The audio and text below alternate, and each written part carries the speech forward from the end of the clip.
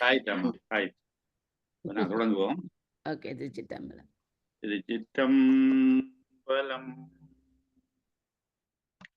ஐந்து கரத்தனை யானை முகத்தனை இந்தி நிளம் பிறை போலும் மெய்த்தனை நந்தி மகந்தனை ஞான கொழுந்தினை குந்தியில் வைத்தடி போற்றுகின்றேனே. விக்லாம் பரதரம் விஷ்ணும் சசிவர்ணம் சதுர்புஜம் பிரசன்னவதனந்தியாயே சர்வ விக்னோபசாந்தயே. திருச்சிற்றம்பலம்.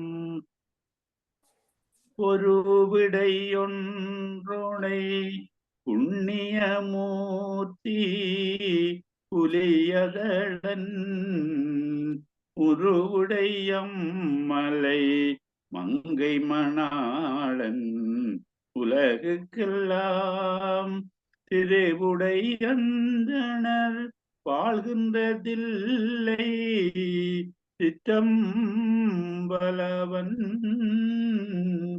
திருவடியை கண்ட கண்கொண்டு மத்தினி காண்பதன்னே. அத்தராகிய அங்கணர் அன்பரை இத்தலத்தில் இகழ்ந்தியம்பும் முறை வைத்த நாவை வலித்து அரிசக்தியால் சத்தியாயிரனும் நாமம் தாங்கினார். திருச்சிற்றம்பலம். ஒன்றவன் தானே இரண்டவன் நின்னருள் நின்றனன் மூன்றினுள் நான்குணர்ந்தானைந்து வென்றனன் ஆறு விரிந்தனன் எழும்பர் சென்றனன் தான் இருந்தான் உணர்ந்துட்டே. குரு பிரம்மா குரு விஷ்ணு குரு தேவோ மகேஸ்வர குரு சாட்சாத் பரபிரம்மம் தஸ்மை ஸ்ரீ குரவே நமக. தெளிவு குருவின் திருமேனி காண்டல் தெளிவு குருவின் திருநாமம் செப்பல் தெளிவு குருவின் திருவார்த்தை கேட்டல் தெளிவு குரு சிந்தித்தல் தானே. திருச்சிற்றம்பலம். நம பார்வதி பதையே ஹர மகாதேவா.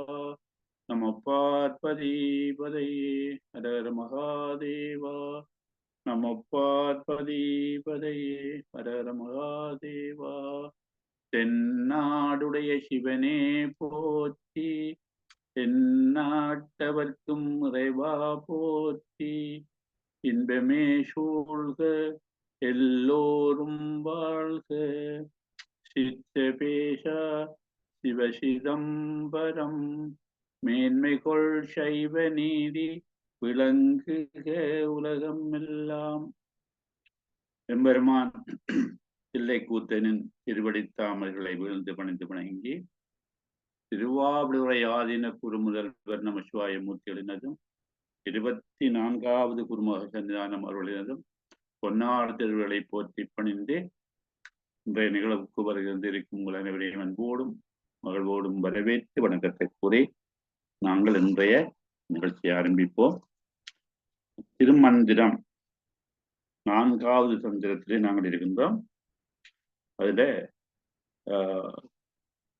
6வது விடயம் அசபையை பார்த்த நாங்கள், திருவம்பர சக்கரம் பார்த்த நாங்கள், அர்ச்சனை அதை பார்த்தோம், நவகுண்டங்கள் 9 குண்டங்களை பற்றி பார்த்த நாங்கள், சக்தி பேதம் அல்லது திரிபுர சக்கரத்தை பற்றி பார்த்த நாங்கள். இப்போது பைரவி மந்திரத்துல பார்த்து கொண்டிருக்கிறோம். அதுல 50 மந்திரங்கள் உள்ளன. அதுல இப்போது நாங்கள் இதுவரையில 38 மந்திரங்கள் பார்த்திருக்கிறோம். இந்த 50ல இறுதியா பார்த்த நாங்கள் 1113வது மந்திரம். இருந்தனள்ளேந்திளை என்னுள்ளம் மேவி பொருந்திய நாள் விரல் புக்கனள் புள்ளி திருந்திய தானுவில் சேத்துடன் ஒன்றே அருந்தவம் எய்தினள் ஆதியினாளே. ஆதியினாள் என்பது ஆதியாக இருக்கிறவர், தோற்றம் இல்லாதவர். இவரும் தன்னை ஒரு தாயின் வயிற்றிலே பிறக்க செய்யாது தானாக தோன்றியவள் இந்த சக்தி என்று சொல்லி, சிவனும் அப்படித்தான், சக்தியும் அப்படி என்று சொல்லி சொல்றார். அதை நாங்கள் பார்த்து அதில் சொல்லப்படுற முக்கியமான விஷயம் என்று கேட்டால், இவள் இந்த குண்டலி சக்தியாக, பராசக்தியாக, புண்ணசக்தியாக நாங்கள் இந்த சுவாசத்தை பிராணாயாமம் செய்யும் போது 12 விரக்கடை அதை உள்ளிழுத்தி 8 விரக்கடையை வெளியில அதை உள்ளிழுத்ததில் 8 விரக்கடையை நாங்கள் பாவிக்கிறோம். அந்த முக்கியமாக எங்களுடைய அந்த சுவாசத்துக்கு அல்லது இதயத்துக்கு அல்லது சுவாசப்பைக்கு அல்லது எங்களுடைய 6 ஆதாரங்களுக்கும் அது இந்த சுதந்திரக்கூடிய வகையில 8 அந்த விரக்கடையை தான் பாவிக்கிறோம். மற்ற 4 விரக்கடையை நாங்கள் வீணாக்கிறோம். நாங்கள் மூச்சை உள்ளிழுத்து வெளிவிடும் போது வெளியிலே போகிற காற்று இந்த கரியமில வாயு என்று சொல்லுவோமே, சரியோ? அப்ப எங்களது பிராண வாயு உள்ளுக்குள்ள இருக்க கழிவு வாயு தான் வெளியில போகுது. ஆனால் நாங்க எடுக்கிற அந்த வாயுல, அந்த பிராணவாயுல 4 விரக்கடை என்றது 4 மாத்திரை அளவுள்ள அந்த காற்று அபானனாக கீழே போய் கழிகின்றது. அந்த அபானனாக போவதை நாங்கள் கழிக்காமல் அதை பிரயோஜனப்படுத்தும் போதுதான் எங்களுக்கு அந்த குண்டலி சக்தியை மேலெழுப்பக்கூடிய ஆற்றல் வருகிறது. அதான் இங்கே சொல்ல வர 4 விரல் பூக்கனள், அந்த 4 விரலையும் சேர்ந்து அந்த 4 விரல் கடையில் இருக்க அந்த பிராணன் மூலமாக இந்த ஆற்றலை அவள் இந்த குண்டலி சக்தியை இடகலை பிங்கலை நாடியாக, சுடுமின நாடி மூலமாக, முள்ளந்தண்டு மூலமாக எடுத்து அண்ணாக்கு, அந்த உள்நாக்கில் இருக்கிற அந்த துவாரம் வழியாக ஆஞ்ஞா சக்கரம் அல்லது கோதண்டம் அல்லது புருவனடிக்கு கொண்டு அங்கிருந்து பிரமதத்தை கொண்டு செல்லக்கூடிய அந்த நிலையத்தான் நீங்க சொல்லுங்க. அதுக்கு அப்படி அந்த தன்மை உடையவள். சரியா? இருந்தனல் ஏந்திளை என்னுள் மேவி பொருந்திய 4 விரல் புக்கனல் புள்ளி திருந்திய தாணுவில் சேர்ந்து, தாணு என்பது இங்கே சிவமும் மற்றது சுழுமுனை என்று சொல்லுவோம். ஒன்றி அருந்தவம் எய்தினள் ஆதி நாளே, அது ஒரு நல்ல தவத்தை தந்திருக்கிறாள். அது தவத்தின் பயனாக சிவத்தோடு சேர்ந்திருக்கிறாள் என்ற கருத்தை இங்கே நாங்கள் 1113வது மன்றத்தை பார்த்த நாங்கள் இதை பார்க்க வேண்டியது 1114வது மந்திரம். புனிதை புராதனி. புனிதை என்ற தூய்மையானவள், எந்த விதமான மலத்தாலையும் பாதிக்கப்படாதவள். சரிய இயல்பாகவே இறைவன் பாசங்கள் என்று நீங்கினது போல இந்த அம்பாளும் இந்த சக்தியும் பாசங்களிலே இல்லாதவள். அதான் புனிதை. புராதனி என்ற பழமையானவள், ஆதியானவள். சரியோ? அனாதியானவள், அது ஆதியும் இல்லை அந்தவும் இல்லாதவள், அது அனாபுராதன் என்று சொல்லுவோம். இவள் அனாதி நித்திய பொருள், என்றும் அழிவில்லாத நிரந்தரமாக இருக்கின்ற பொருள். அந்த தேவி பிரிப்பின்றி, சிவனோடு பிரிப்பின்றி இருக்கிறாள். அதோட இந்த உயிரோடும் பிரிப்பின்றி இருந்து உயிருக்கு அருள் செய்கிறாள். அந்த கருத்தை இங்கே திருமூல நாயனார் மிக தெளிவாக சொல்லுகின்றார். ஆதி அநாதி அகாரணி காரணி சோதிய சோதி சுகபர சுந்தரி மாதி சமாதி மனோன்மணி மங்களி ஓதி என் உள்ளத்து உடன் இயைந்தாளே. ஆதி அநாதி அகாரணி காரணி சோதி அசோதி சுகபர சுந்தரி மாது சமாதி மனோன்மணி மங்களி ஓதி என் உள்ளத்து உடன் இருந்தாளே என்று சொல்லி நாங்கள் அதை பிரித்து கண்டுபிடித்து பார்க்கலாம். ஆதி அநாதி அகாரணி காரணி. ஆதி என்பது சொல்லும்போது எல்லாவற்றுக்கும் முன்னே தோன்றியவள், ஆதியானவள். அதே ஆதி என்று சொல்றது எங்களுக்கு தெரியும். ஆதி என்பதே அந்த முதலாக மற்ற பொருட்கள், மற்ற சடப்பொருள்களோ அல்லது இயங்கு பொருள்களோ தோன்ற முந்தி தோன்றியவள். அப்ப ஆதி. ஆதி அனாதி. அனாதி என்று அவளுக்கு ஒரு கால முடிவு சொல்லியல. அது என்ன, ஆதியா இருக்கிறாள், அனாதியாகவும் இருக்கிறாள். அனாதி என்றது ஆதிக்கும் மேற்பட்டவளாகவும் இருக்கிறாள். ஆதியாகவும் இருக்கிறாள், அதுக்கு மேற்பட்டவளாகவும் இருக்கிறாள். சரியோ? பதிபசு பாசம் என பகர் மூன்றில் பதியினை போல் பசு பாசம் அனாதி என்று திருமூலர் ஒரு சொல்லியிருக்கிறார். அனாதி என்றது ஆதிக்கு முன்னுக்குள்ளது, ஆதி இல்லாதது. ஆதியாகவும் இருக்கிறாள், அதுக்கு அப்பாற்பட்டவளாகவும் இருக்கிறாள். அகாரணி. அகாரணி என்றது தான் ஒரு காரணம் இல்லை. நாங்கள் தோன்றின காரணம் என்று கேட்டால் எங்களுக்கு ஆறுமுகம் சொல்லுவார், நாங்கள் இந்த பிறவி எடுத்த நோக்கம் இறைவனை மெய்யன்போடு வணங்கி முத்தி இன்பம் பெறும் பொருட்கள் ஒரு காரணம். என்ன காரணத்துக்கு எங்களை இறைவன் படைத்தார்? நாங்கள் வினைப்பயனை அனுபவித்து தனி காரண போகன போங்களை அனுபவித்து ஒரு பக்குவ நிலை அடைந்து சிவோகம் பாவனையில நின்று, சரியோ, அதாவது பதிஞானம் பெற்று முத்தி அடைகிறது. அது ஒரு காரணம். ஆனா அவளுக்கு அப்படி காரணம் இல்லை. சரியோ, அவள் எந்த காரணம் இல்லாமல் தோன்றி இந்த உயிர்களுக்கு அருள் புரிகின்றாள். எந்த காரணம் கிடையாது என்று சொல்ற. அகாரணி, காரணம் இல்லாதவள். சரியோ, தனக்கு ஒரு காரணம் இல்லாதவள். காரணி, தனக்கென்று ஒரு காரணம் இல்லை. ஆனால் அவள் மற்ற உயிர்களுக்கெல்லாம் ஒரு காரணியாக இருக்கிறாள், எல்லாவற்றிற்கும் காரணமாக இருக்கிறாள். அவள் ஒரு காரணம், அவளுக்கென்று ஒரு காரணம் இல்லை. அவள் உயிர்களுக்கு நன்மை செய்ய வேண்டும், உயிர்களுக்கு அருளை செய்ய வேண்டும், உயிர்களை முத்திக்கு சேர்க்க வேண்டும் என்ற காரணத்தோடு இருக்கிறவள் காரணி. தனக்கென காரணம் இல்லாதவள், ஆனால் தான் எல்லாவற்றுக்கும் காரணமாக இருக்கிறவள். அதான் முக்கியமா சொல்றார். அகாரணி என்பது தனக்கென்று ஒரு காரணம் இல்லாத அந்த சக்தி அவள். சரியோ? அப்ப காரணி என்பது எல்லாவற்றுக்கும் காரணம். இந்த படைப்புக்கு, உலக அழிவுக்கு, பிரளயத்துக்கு, உயிருடைய நல்வாழ்க்கைக்கு, இவருடைய அன்புக்கு, எல்லாத்துக்கும் அவளே காரணமா இருக்கிறாள். சரியோ? அவள் எல்லாத்துக்கும் ஆதியாகவும் தான் ஒரு ஆதி இல்லாத அனாதியாகவும் ஒரு காரணம் இல்லாதவளாகவும் எல்லாவற்றுக்கும் காரணியாகவும் இருக்கிறாள். அதாவது தொடக்க நடப்பாற்றலாகிய ஆதியும் கிரியை சக்தியாக இருக்கிறாள்.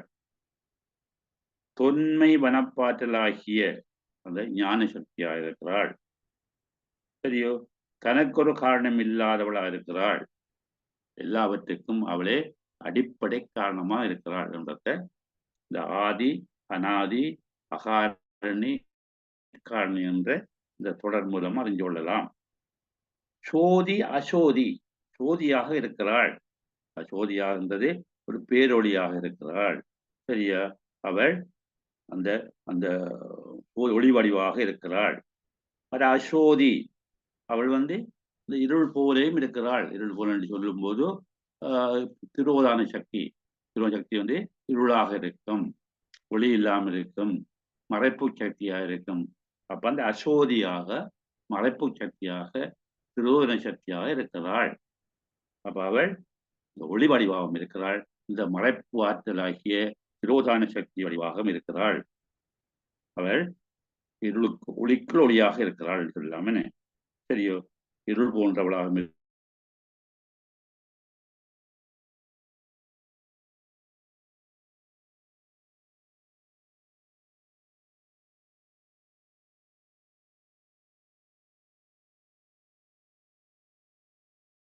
இல்லாமல் மிக மகிழ்ச்சியாக இருக்கிறவள். பர என்றது மேலான, மேலான மேன்மையுடைய, மகத்துவம் மிக்க, சிறப்பான தன்மையுடையவள் பரம் என்றது. சுந்தரி என்றது அழகாக இருக்கிறாள். சுந்தரம் என்பது அழகு, அழகாக பேரழகியாக இருக்கிறாள். அவள் சுக நிறைந்தவளாகவும் மேலான தன்மைகளை கொண்ட அளவாகவும், மற்றது அழகிய முதல்வியாகவும் இருக்கிறாள். பேரின்பத்தை தருகின்ற, சுகத்தை தருகின்ற, அவளின் சுகத்தை அனுபவிக்கின்ற அழகான நல்ல வடிவமுள்ள இருக்கிறாள் சுந்தரி என்று சொல்கிறார். மாது சமாதி மனோன்மணி. மாது என்பது ஒரு பெண்மணி. உயிர்களுக்கு சரி நல்ல நன்மைகளை செய்கின்ற ஒரு பெண்ணணங்காக இருக்கிறாள் மாது. சமாதி என்பது எங்களுக்கு தெரியும், அட்டாங்க யோகத்தில் நாங்கள் படிச்ச நாங்கள் இயமம், நியமம், ஆசனம், பிராணாயாமம், பிரத்யாகாரம், தாரணை, தியானம், சமாதி என்று சொல்லி இந்த படிமுறையில யோகத்தை யோகாசனத்தை நாம் செய்யும் போது இறுதியாக கிடக்கிற நிலை கிடைக்கும் அந்த நிலை சமாதி நிலை. சமாதி நிலை என்பது இறைவனோடு ஒன்றிய நிலை, ஒருமைத்தன்மை என்று சொல்லலாம். அந்த வகையில இவளும் அந்த ஒருமைத்தன்மை எந்த விதமான வித்தியாசமான இது இல்லாமல் ஒரே விதமான உயிர்களுக்கு உதவி செய்ய வேண்டும் என்ற அந்த ஒரே மனம், அதான் சமாதி நிலை என்றால் அவள் ஒன்றிய மனத்தோடு உயிர்களை நல்வழிப்படுத்தி அல்லது கருணை செய்து அவர்களை முத்தியில இட்டு செல்ல வேண்டும் என்ற ஒருமைத்தன்மையான இதை உள்ளவள் என்பதை நாங்கள் சமாதி நிலை என்று சொல்றாங்க இங்கே. சரியா? மனோன்மணி என்பது அந்த நல்ல அழகிய பெண்மணியாக, மனோன்மணி என்று என்ற ஒரு சக்தியுடைய பேர் மனோன்மணியாக இருக்கிறாள். சக்தியுடைய பல பேர்களில் மனோன்மணி என்ற பெயரும் உண்டு. அது பைரவியாக இருப்பாள், திரிபுரியாக இருப்பாள். சரியா? அப்படி பலவிதமான பேர்ல இதுவும் ஒன்று. அப்ப அவள் ஒரு அழகிய பெண்ணாக, இன்பத்தை தருகின்ற பெண்ணாக, உயிர்களுக்கு ஒன்றிய தன்மையை கொடுத்து அவற்றை ஒன்றிவிக்கின்ற, இறைவனோடு ஒன்று சேர்க்கின்ற அந்த தன்மை உடையவளாக இருக்கிறாள் சமாதி. மனோன்மணி என்ற பெயரை தாங்கி இருக்கிறாள். மற்ற மங்களி. மங்களி என்பது மங்களம். மங்களம் என்பது ஒரு நல்ல நிலைமையான சிறப்பான நிலைமை, செழிப்பாக இருக்கிறது, மகிழ்ச்சியாக இருக்கிறது. அந்த சூழ்நிலை எந்த விதமான துன்பத்தை துயரத்தை இல்லாத மங்களத்தை தருகின்ற இருக்கணும். பெரிய மங்களம் என்றது அந்த அழுகை இல்லாது எல்லாரும் இன்பமாக இருக்கின்ற ஒரு நல்ல ஒரு சூழல்ல தருகின்றவளாக இருக்கிறாள். மங்களத்தை தருகின்றது மகிழ்ச்சியை தருகின்ற, நல்ல வாழ்வு வாழக்கூடிய வசதியை தருகின்ற அவரோட நித்திய மங்களையாக இருக்கிறாள். அவள் எல்லாருக்கும் இந்த நல்ல இன்பமான சுகமான வாழ்க்கை தருகின்ற தன்மையுடையவளாக, அது மங்களமான குணத்தை உடையவளாக, எல்லாரும் முக்தி அடைய வேண்டும் என்ற உயரிய நோக்கத்தை கொண்ட அந்த மங்கள குணம் உள்ளவளாக இருக்கிறாள். ஓதி என் உள்ளத்து உணர்ந்தாலே. ஓதி என்பது சொல்லி. ஓதினான் என்றால் மந்திரத்தை ஓதினான், மந்திரத்தை சொன்னான். இவ்வளவு எங்களுக்கு அறிவிக்கிறாள், எங்களுக்கு சொல்கிறாள். எங்களுக்கு சரியா, நீங்க எதை செய்யுங்கள், நீங்கள் நன்மையை செய்யுங்கள், உயிர்களுக்கு துன்பம் செய்தார்கள், இறைவனை நினையுங்கள், குண்டலிலே எழுப்புங்கள், மேலே இருந்து இருக்கின்ற அந்த சகச்சலத்திலே அந்த அமிர்தாரை பருகுங்கள் என்று ஓதுகிறாள், சொல்லுகிறாள்.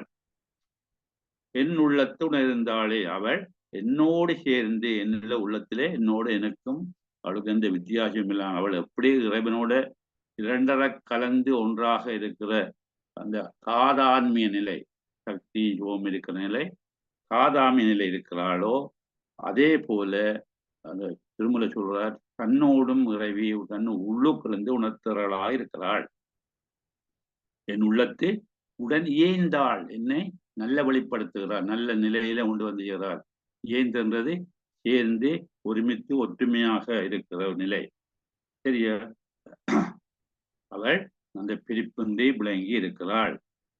தனக்கு இந்த விஷயங்களை எப்படி நாங்கள் இந்த முத்தி அடைய வேண்டும் அல்லது நல்ல காரியங்களை செய்ய வேண்டும், சிவபுண்ணியம் செய்ய வேண்டும் என்பதை அறிவித்து இந்த சமாதியால ஒன்றுபட்ட நிலையால என்னோடு என்னுடைய மனத்திலே பிரிவில்லாமல் சேர்ந்திருக்கிறாள். இந்த இரவியானவள் என்னத்தை சொல்கிறாள்? நீங்கள் நல்லாக இருக்க வேண்டும், மேலான தன்மை அடைய வேண்டும். அதுக்கு செய்ய வேண்டியது இந்த திருவைந்தளத்தை ஓதுங்கள்.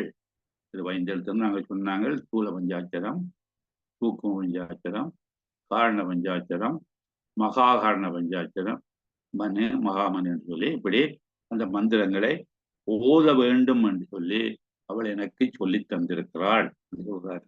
அப்ப அப்படி சொல்லி வந்து உயிருக்கு உயிராக நின்று உடனாக இருந்து என்னை நல்வழிப்படுத்துகிறாள். அதாவது சுகபர சுந்தரி என்று பார்த்தனாங்கள் அவள் சுகத்தை தருகிறவளாக இருக்கிறாள். நாங்கள் இதை பார்த்தது சில சொற்களை பார்ப்போம். அனாதி என்பது தொன்மை, மிக பழமை, ஆதி இல்லாதது. அகாரணம் என்பது காரணம் இல்லாமல், அவள் தனக்கு என்று ஒரு காரணம் இல்லாமல் சரியோ எல்லாவற்றுக்கும் காரணமா இருக்கிறாள். காரணம் அகாரணம் என்பது காரணம் இல்லாதது. அகாரணி என்பது தனக்கு ஒரு காரணம் இல்லாத தன்மை உடையவள். அசோதி என்றது அந்த ஒளி இல்லாதவள், சோதியற்ற மாயை வடிவமானவள். மாயையில சேர்ந்திருக்கும் போது சரியோ இந்த திருவகா நிலையில் இருக்கும்போது அவளுக்கு அந்த ஒளி என்ற சாமான் வெளியில தெரியாம இருக்கும், உள்ளுக்குள்ளே மறைந்திருக்கிற தன்மையோடு இருப்பாள். சோதி அற்ற மாயை வடிவானவள், திரோதான வடிவானவள். சோதி என்பது அவள் ஒளி வீசி கொண்டிருப்பாள், எப்போதும் ஒளியாக இருப்பாள். இந்த மறைப்பு இருக்கும்போது ஒளி அற்றவளாக இருள்மயமாக இருப்பாள். மங்களம் என்பது நல்ல சிறப்பான நல்ல தன்மைகளை, மகிழ்ச்சியாக இருக்கின்ற சூழ்நிலைகளை தருபவள். ஓதி என்பது படையை செய்து அறிவித்து ஓதிவித்து திருமந்திரங்களை, சூழ்மந்திரங்களை, திருவைந்தலத்தை, பிரணவ மந்திரத்தை எல்லாம் ஓதுவதற்குரிய வழியை சொல்லி தந்திருக்கிறாள். ஓதி எனக்கு சொல்லி தந்திருக்கிறாள் என்ற கருத்தை நாங்கள் பார்க்கக்கூடியதா இருக்கு. தோத்து பார்க்கும்போது சரியோ சக்தியானவள், இந்த பராசக்தி, இந்த வைரவியானவள் அனைத்துக்கும் அனாதியானவள், அனைத்திற்கும் ஆதியானவள். அவள் அனைத்திற்கும் ஆதியானவள், அளந்தறிய இயலாத தொன்மையானவள். ஆதி அனாதி ரெண்டும் இருக்குது. அவளை பற்றி நாங்கள் எப்படிப்பட்டவள் என்று சொல்லி அறிய முடியாத அனாதியாக இருக்கிறாள், தொன்மையாக இருக்கிறாள். ஆதியாகவும் அனாதியாகவும் இருக்கிறாள்.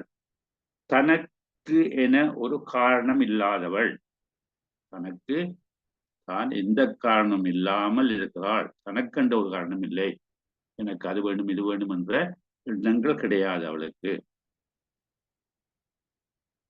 என்றாலும் எல்லாவற்றுக்கும், அதாவது தோற்றம்,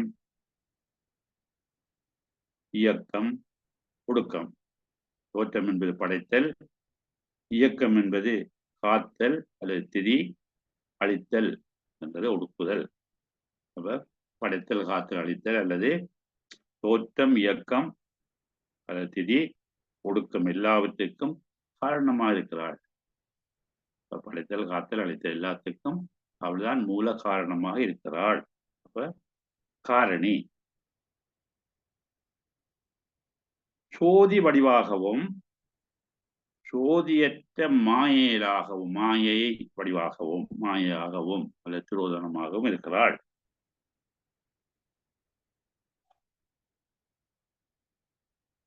சுகந்தரும் மேலான தன்மை கொண்ட பேரழகியாக விளங்குகிறாள். இகபர சுந்தரி, மேலான சுகந்தருகின்ற மேலான அழகுடையவளாக பேருள்ளவளாக விளங்குகிறாள்.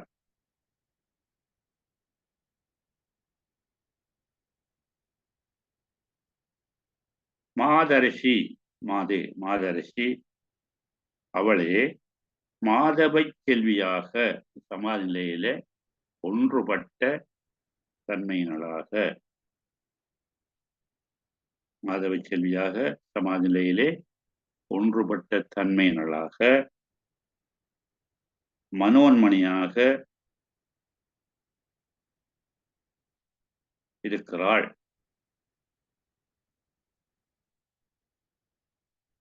மங்களங்கள் அருளுபவளாக, மகிழ்ச்சி தருகின்ற நிலைகளை தருபவளாக, எனக்கு பலவாக தன்னை காட்டி ஓதிய உள்ளத்தே உடனிருந்தாளே என்னோடு சரியோ தன் இயல்பை அறிய செய்து அதை ஓதி தன் இயல்பு என்பது இறைவனை பற்றி சக்தியை பற்றி மற்றது பிரணவத்தை பற்றி திருவைந்ததை பற்றி அறிய செய்து தன் இயல்பை அறிய செய்து ஓதி என்னுள் நானாக அவளோடு சேர்ந்து நானும் அவளும் வேறற்ற நிலையில் அனன்ய நிலையில அந்நியம் இல்லாத நிலையில பிரிவற்ற நிலையில வேறுபடுத்தி கூற முடியாத நிலையில நானாக பிரியாது பொருந்தி இருந்தாள் அந்த சக்தியானவள் என்னோடு சேர்ந்து உயிர்க்குயிராக கலந்து இருந்து எனக்கு உரிய வழிமுறைகளை சொல்லிக் கொண்டிருக்கிறாள் ஓதி இருக்கிறாள் என்று சொல்லுகிறார்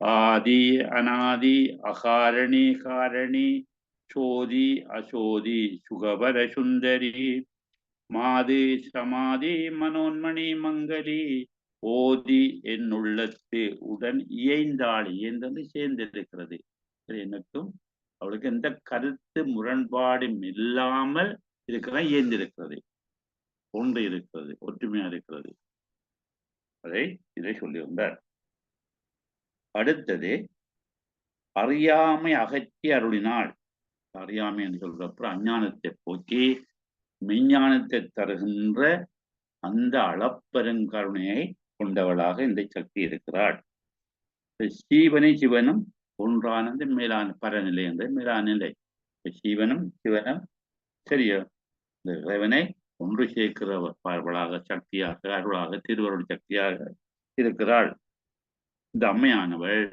தாயாயிருக்கிறவள் பிறவியை அறுத்து எங்களுக்கு மீண்டும் மீண்டும் பிறவி இல்லாமல் எங்களை ஆட்கொண்டு அருள் செய்து முத்திக்கு வழியை காட்டுபவளாக இருக்கிறாள் என்ற கருத்தை இந்த 1115வது மந்திரத்தில் திருமூலர் சொல்லுகின்றார்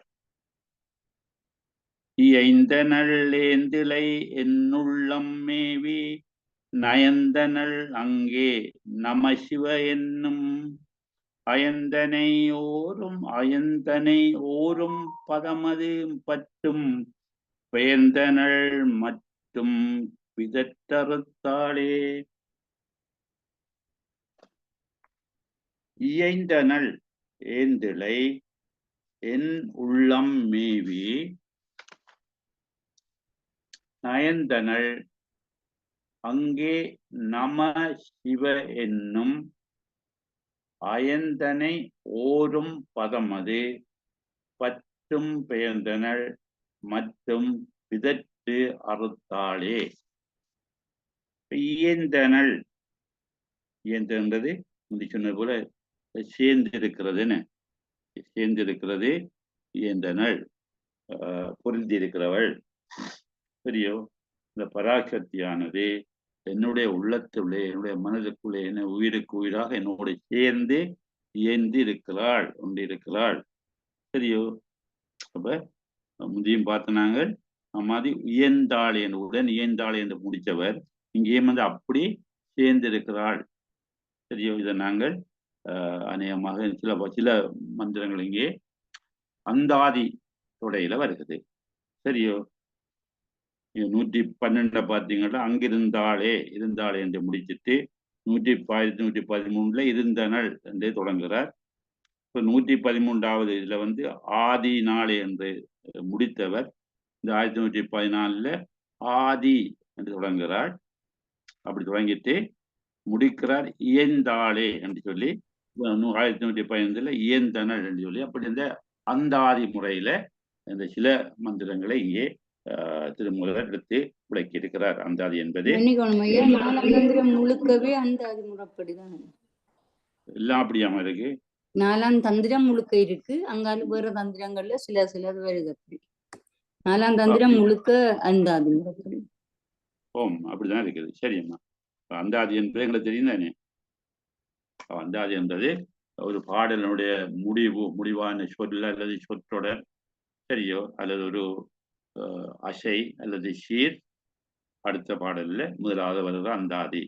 முந்தைய ஒருக்கா பார்த்த நாங்கள் அப்ப இயந்தனள் அவள் என்னோடு சேர்ந்து உள்ளத்தில் பிரிவில்லாமல் ஒன்றாக இருந்தாள்.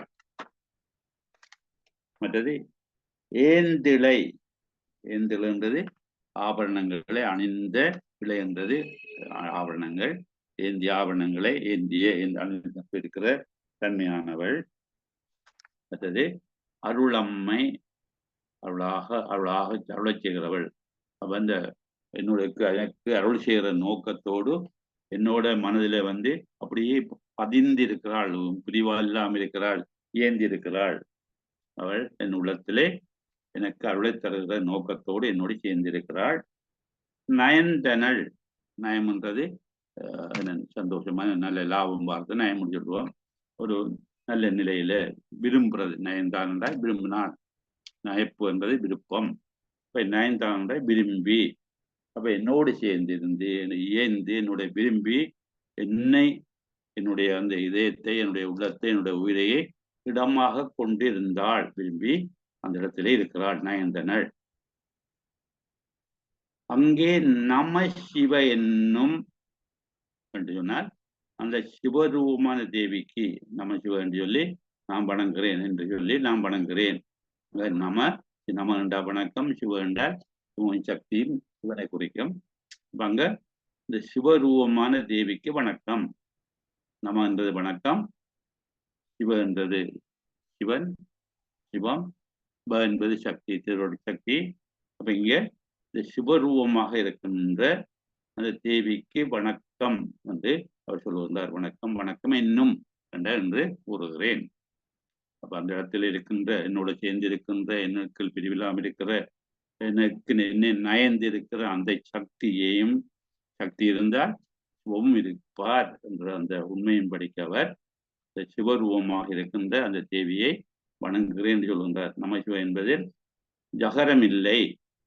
நம சிவ என்ற இந்த ஜானா இல்லை என்றால் அந்த நிலையில, அதாவது ஜானா இல்லை என்று சொன்னால் ஜானா அங்க சிவத்தோடு சேர்ந்துட்டது, பானாவோட சேர்ந்து சிவத்தோடு சேர்ந்துட்டது. அப்ப அங்கே சிவனுக்கு உரிய நிலை, சிவனோடு சேர்ந்து இருக்கின்ற நிலை, சிவனும் ஒன்றுபட்ட நிலைதான். அங்கே அந்த நம சிவ என்னும் போது அங்க அந்த ஜானாவை சொல்லாமல் இருக்கிறார். அந்த ஜானாவாகிய உயிரானது சொன்ன அம்பாள் அவருடைய உள்ளத்துக்குள்ளே குடியிருக்கின்றாள் என்று சொன்னால் அங்கே யானா என்ற ஒன்று இல்லை, அங்கே அம்பாள் சிவனும் இருக்கிறார் என்றாங்க கருத்து. அந்த நிலையில, ஜகரம் இல்லாத நிலையில, சிவனும் ஒன்றான நிலையில, அந்த மேலான நிலையில நான் வணங்குகிறேன். அந்த மந்திரத்தை, நம சிவ என்ற மந்திரத்தை மேற்கொண்டு சரியா நான் ஓதி ஓதி ஓதி ஓதி நான் ஓரளவுக்கு நல்ல நிலை இருக்கிறேன். நம சிவன் சொல்லிக் கொண்டிருக்கின்ற அந்த பரிபாகம் தருகின்ற வானவம் கர்மம் மாயை என்று சொல்லப்படுகிற அந்த மல வாதனையிலிருந்து விலகி செல்லக்கூடிய வழியில நான் இந்த நம சிவ என்ற மந்திரத்தை ஓதிக்கொண்டு இருக்கிறேன் என்று சொல்கின்றார். அயந்தனை ஓரும், அயந்தனை ஓரும் பதம் அது. அயன் என்றது பிரம்மா, சரியோ. அயந்தனை என்றது இந்த அயன் செய்கிற வேலை, சிருஷ்டி படைத்தல் வேலை, தோற்றத்தை சேர்ந்த வேலை, சரியா. அப்ப அயன்தனை என்றது பிரம்மா செய்கிற அந்த படைப்பு தொழிலை பற்றி பிரம்ம சிருஷ்டி என்று சொல்லுவோம்.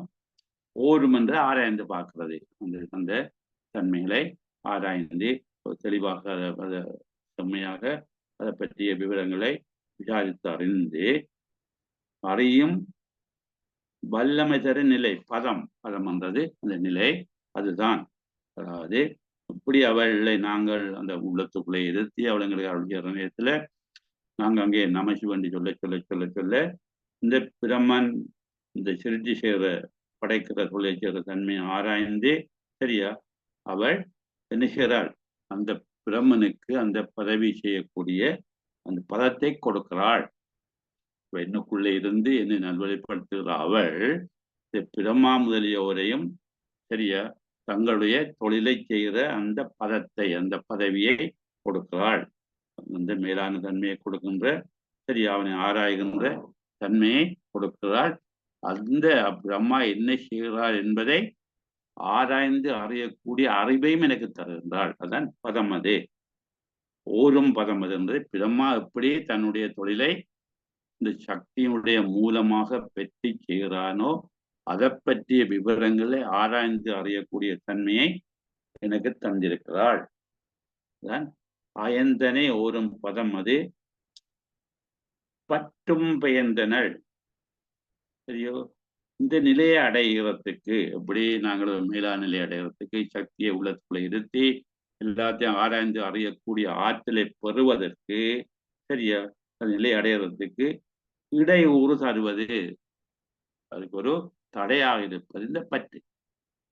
பற்று இருக்கும் என்று சொன்னால் எங்களுக்கு இறைவனை பற்றி அறியக்கூடிய அந்த தன்மை இருக்காது. சரியோ? அப்ப இந்த சக்தியோட சேர்ந்திருந்து அவளுடைய அந்த ஆற்றலை பெற்று அவளுடைய அந்த அறிவை பெற்று அவளுடைய அந்த பதத்தை பெற்று பிரம்மா செய்கிற தொழிலை பற்றிய அறிவுகளை தரக்கூடிய ஆற்றலை நாங்கள் பெற்றிருக்கிற அந்த நிலையை அடைகிறதுக்கு எனக்கு தடையா இருக்கிறது இந்த மலங்கள்.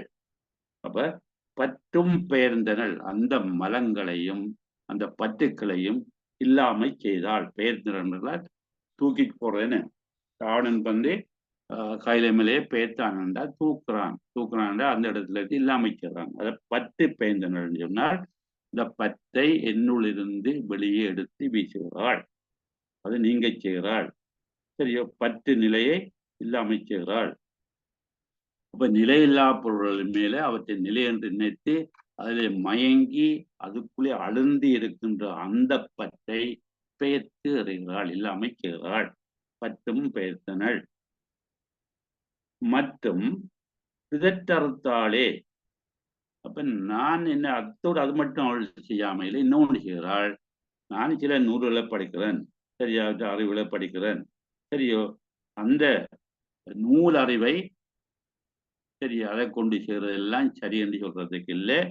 அப்படி அந்த அறிவை நூல் அறிவால நாங்க கூறுகின்ற அந்த பிதற்றுதலையும் அந்த பிழையான வார்த்தைகளையும் நன்றாக அறிந்து உணர்ந்து ஆராய்ந்து அறியாமல் நாங்கள் சிலர் வந்து அப்படித்தான் படித்தவர்கள் என்று சொல்லுவார்கள், சில பிரிதங்களை இன்னெல்லாம் சொல்லுவார்கள். அப்படியான பிதற்றுதலையும் அவள் இல்லாமல் சரியான முறையில் சரியான விஷயத்தை சரியானவாறு சொல்லுவதற்கு அவருடைய தருகின்றாள்.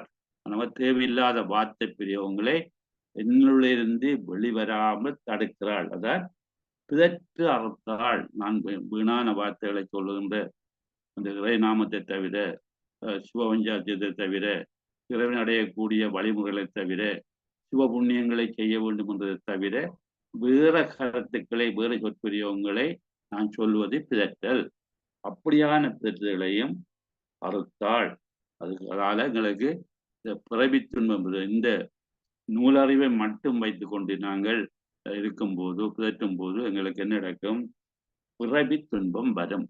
அப்ப இந்த பிதற்றுதல் இல்லாமல் இருந்தால், இறை சிந்தனை இருக்குமா இருந்தால், அந்த சிவ மந்திரத்தை பஞ்சாட்சரத்தை அல்லது அந்த பிரணவ மந்திரத்தை ஓதிக்கொண்டிருந்தோம் என்றால் அது எங்களுக்கு பிதற்றுதல் இல்லாததாக இருக்கும். அப்படி பிதற்றுதல் இல்லாமல் இருக்கும் சொன்னால் எங்களுக்கு என்ன நடக்கும்? பிறப்பில்லாத நிலை வரும். அப்ப இந்த பிறப்பு துன்பத்தையும் அறுத்தாள் சொல்லுகின்றார். அதாவது இந்த சக்தி நிபாதம் கைகூடின உடனே சக்தி நிபாதம் வந்து திருவருள் சக்தி பதிகிறது. திருவினையப்போ தெரியும் எங்களுக்கு நன்மை தீமை எல்லாத்தையும் நாங்கள் சரியென ஏற்றுக்கொள்வது, அதையும் எல்லாத்தையும் எங்களுக்கு வர வேண்டியது இறைவன் தந்திருக்கான்றதை ஏற்றுக்கொள்ளக்கூடிய மனோநிலை எங்களுக்கு கிடைக்கும் போதோ சக்தி நிபாதம் கிடைக்கும். என்ன சரியா? திருவினையப்போ அது அப்படி கிடைக்கும் போது எங்களது மலத்துல ஆதிக்கம் இல்லாமல் போகும். மலம் வந்து வலிமை குன்றும். சரி, அது மல பரிபாக முடியும். அதுக்கப்புறம் எங்களுக்கு சக்தி வந்து எங்களுக்குள்ள பதிவாள். சக்தினி பாதம் சக்தி திருவருள் சக்தி பதியும். அப்படி அந்த பதிந்த உடனே ஆன்மாவி ஆகிய நான் சொல்றார், என்னை மறந்தேன், எல்லாம் இறைவன் தான் என்று சொல்லி இருக்கிறேன் ஒழிய நான் நான் நான் என்று அந்த தன்மை, அந்த அகங்காரம், அந்த மமகாரம் ஒன்றும் எனக்கிட்ட இல்லை. அப்ப பாச ஞானமும் கிடையாது, பசு ஞானமும் எனக்கு கிடையாது. சரியோ? அப்ப அந்த அவளுடைய அருள் வழியிலிருந்து நம சிவ என்று சொல்லுகிறேன். சரியா? நான் என்ற தன்மை இல்லை. அங்க யானான்ற அந்த நான் இல்லை. நான் இல்லை என்றது நான் சிவத்தோடு சக்தியோடு சேர்ந்திருக்கிறேன் என்று அவள் உபதேசிக்கிறாள். ஆதலால் அடியேனும் அவ்வாறே நம சிவ என்று நின்று பிறவி அறுத்தேன் என்று பிதற்றுகின்ற வேலை எனக்கு கிடையாது. அவளுடைய அருளாட்சியில் அடங்கியிருந்தமையால் இவர் தேவர் அவர் தேவர் என்றெல்லாம் அந்த பிதற்றுதலை சரியா அது எல்லாத்தையும் விட்டுட்டு எல்லாம் எங்களுக்கு ஒன்றுதான். சரியோ? யாதொரு தெய்வம் கொண்டீர் அத்தெய்வமாகி மாதொரு பாகனாதான் வருவார். அவர்தான் கடவுள், இவர்தான் கடவுள், சிறு தெய்வங்கள் சென்று நாம் சிறு தெய்வம் சேர்வோம் அல்லோம் அப்படின்னு சொல்றாரு. என்ன அப்ப அப்ப அந்த சிறு தெய்வங்களை சொல்லி இவர்தான் கடவுள் அவர்தான் கடவுள்னு சொல்லி நாங்கள் அலபாய தேவையில்லை. எங்களுக்கு தெரியும் சிவன்தான் கடவுள், சிவம் மட்டும்தான் கடவுள் என்று சொல்லும் போது அங்கே இறைவனுடைய அருள் கூடும். அல்லது அவர் கடவுள் இவர் கடவுள் அவர் தேவர் இவர் தேவன் சொல்லும் போது நாங்கள் பிதற்ற வேலையா இருக்கும். அப்ப அந்த பிதற்றிலையும் அவள் இல்லாமல் செய்கிறாள். நான் என்ற தன்மை இல்லாம போய் நான் என்ற அந்த வரட்டு கௌரவம் அதிகார துணையில நான் இருக்கிற அந்த நான் அந்த அகங்காரத்தன்மை இல்லாமல் சரியா உறுதியுடையவனா இருக்கிறேன். இந்த இறைவனோட சக்தியோட சேர்ந்து இருக்கிற தன்மையை தந்திருக்கிறேன் என்று சொல்லி இங்க ஒரு விளக்கத்தை தந்திருக்கிறார் நூறே ஆசிரியர். இப்ப ஏந்தனல் என்பது சேர்ந்திருக்கிறது, கலந்திருக்கிறது, ஒன்று இருக்கிறது என்று சொல்லலாம். நயந்தனல் என்பது விரும்பினது, விரும்பியிருத்தல், அவள் அருள் செய்கிறது சொல்லலாம். ஓரும் என்பது எண்ணி பார்க்கிறது அல்லது ஆராய்ந்து பார்க்கிறது. பெயர்ந்தனல் என்பது இல்லாமல் செய்கிறது, நீக்கிறது, போக்குறது என்று சொல்லலாம். பிதற்றறுத்தாள் என்பது வீண் பேச்சை அல்லது அறியாமையை இல்லாமல் செய்தாள் என்றதுல சொல்லப்படுகின்றது. இதில் நாங்கள் ஓரளவுக்கு விளங்கி கொண்டால் இந்த திருமந்திரம் அவ்வளவு கஷ்டமாக இருக்காது.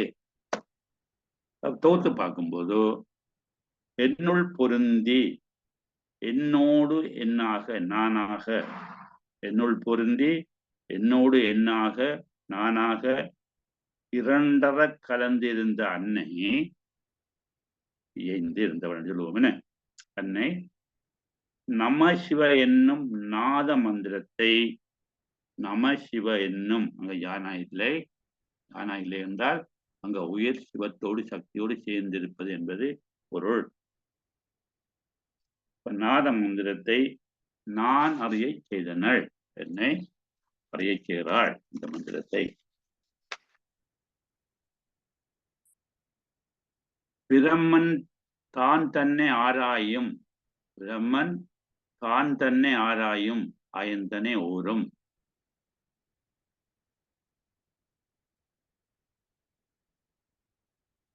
அதாவது அயந்தனை ஆராய்ந்து அறிவது என்பது பிரம வித்தையை அறிவது. பிரம வித்தை என்பது என்ன வித்தை செய்கிறார்? இந்த பிரபஞ்சத்தை எல்லாம் தோற்றுவிக்கிறான், அதை அறைகிறது. எப்படி தோற்றுவிக்கிறான்? இந்த சக்தி சிவத்தின் ஆணையால. சக்தி சிவத்தின் ஆணை எப்படி வரும்? அந்தந்த உயிர்கள் செய்த வினைக்கேற்ப வரும். சரியோ? அப்ப இந்த பிரம வித்தையை அறிவித்து சிருஷ்டி தத்துவத்தை, இந்த பிறப்பை, இந்த தோற்றத்தை, இந்த உருவாக்கத்தை அறியவும் அதனை அடைய தடையாக உள்ள புறப்பற்றுக்கள் நீங்கவும் தான் பற்று அறுக்கிறது. புறப்பட்டு நீங்கவும் அருள் செய்தாள். என்னுடைய அறியாமையாகின்ற பிதற்றலையும் அகற்றி, என்னுடைய அறியாமையாகிய பிதற்றலையும் அகற்றி பிறப்பையும் அறுத்தாள் என்று ஒரு பிதற்ற அறுத்தாளே. எந்தனள் ஏந்திழை என்னுள்ளம் மேவி நயந்தனள் அங்கே நமசிவ என்னும் அயந்தனை ஓரும் பதமது பற்றும் பெயர்ந்தனள் மற்றும் பிதற்று அறுத்தாளே என்று சொல்லி 1115 மந்திரத்தை சிறப்பாக சொல்லுகின்றார். அடுத்தது 1116 முயல்வாருக்கு முன்வந்து உதவுவாள். யார் யார் முயற்சி செய்கிறார்களோ, தங்களுக்கு ஒரு பழமொழி இருக்கிறது, முயற்சி திருவினை ஆக்கும். நாங்கள் முயன்றால் நிச்சயமாக பலன் கிடைக்கும். நாங்கள் முயலவில்லை என்றால் எந்த பயனும் கிடைக்காது. இப்ப நாங்கள் திண்டிக்க வேண்டும், முயற்சிகள் திண்டிக்க வேண்டும். எனக்கு இது ஏறவில்லை, திருமந்திரம் கஷ்டம், கஷ்டம் என்று இருந்தா கஷ்டம்தான். சரி, இது கஷ்டம் என்று சொல்றாலே பாப்பம், நாமளும் ஒரு கை பாப்பம் என்று சொல்லி வெளிக்கிட்டால் அது கஷ்டமா இருக்காது. அப்ப நாங்கள் முயற்சிக்க வேண்டும். அதுல முன்னுக்கு பாப்பம் முன்னேறி வர வேண்டும் என்று சொல்லி, அப்படி முன்னுக்கு வந்தால் சரியா, நாங்கள் இந்த பற்றுகளை நீக்கி உலக இன்பங்களை போக்கி இறைவனை நினைத்து அவனுடைய திருவைந்தரத்தை ஓதி அப்படி இருக்கும்போது சுப புண்ணியங்களை செய்து இருக்கும் போது முன் வந்து உதவுவாள், அவள் ஓடி வருவாள். சொல்லுவார், ஒரு கால் நினைக்கில் இருகாலம் தோன்றும் என. சரியோ, ஒரு கால் நினைக்கில் இருகாலம் தோன்றும் முதுகாலம் ஓதுவார். மன்னிக்கணும்,